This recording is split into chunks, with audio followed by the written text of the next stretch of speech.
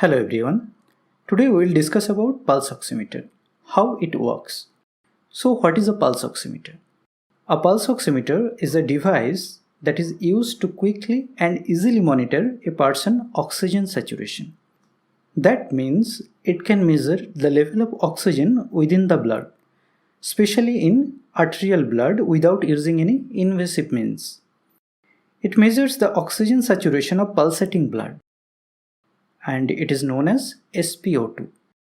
Heart rate is automatically calculated alongside the percentage of oxygen.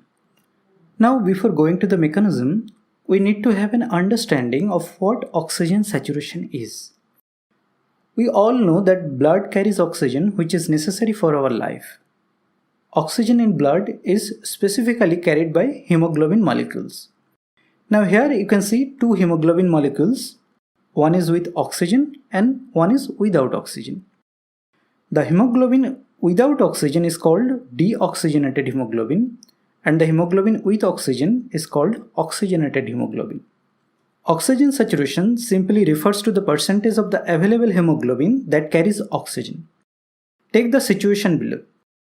There are 10 hemoglobin units and none of the 10 have oxygen. So the oxygen saturation is 0%. Now here 5 out of 10 hemoglobin have oxygen. So the oxygen saturation is therefore 50%. And of course, when all the hemoglobin have oxygen, the saturation is then 100%.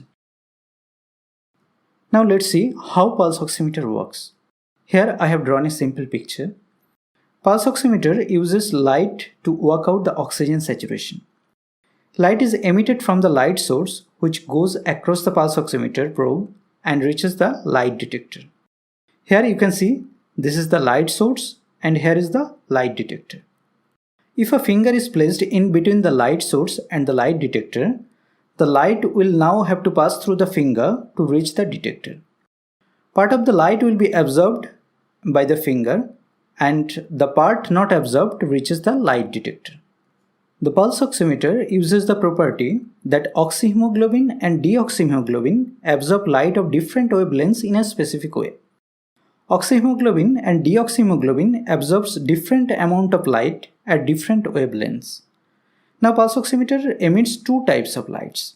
One is red light, which has a wavelength of approximately 650 nanometer, and the other is infrared light, which has a wavelength of 950 nanometer.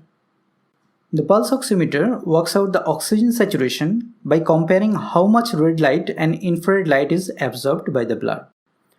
Depending on the amounts of oxyhemoglobin and deoxyhemoglobin present, the ratio of the amount of red light absorbed compared to the amount of infrared light absorbed changes.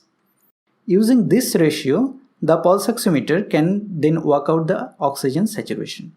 The internal circuits and the processing components of the pulse oximeter do some calculations as well. The device has to compensate for the ambient light, finger size, and the absorbance of the rest of the tissues. There is a reference curve saved in the memory of the device to calibrate the incoming readings and to normalize them. This increases the precision of the results that it provides. Now let's discuss about the interpretation. A healthy person should be able to achieve normal blood oxygen saturation levels or SpO2 of 95% to 100% consistently. If SpO2 value is 91 to 94%, it is considered as a mild hypoxemia. For patients with mild respiratory distress, the SpO2 should be 90% or above. Supplementary oxygen should be used if SpO2 levels falls below 90%.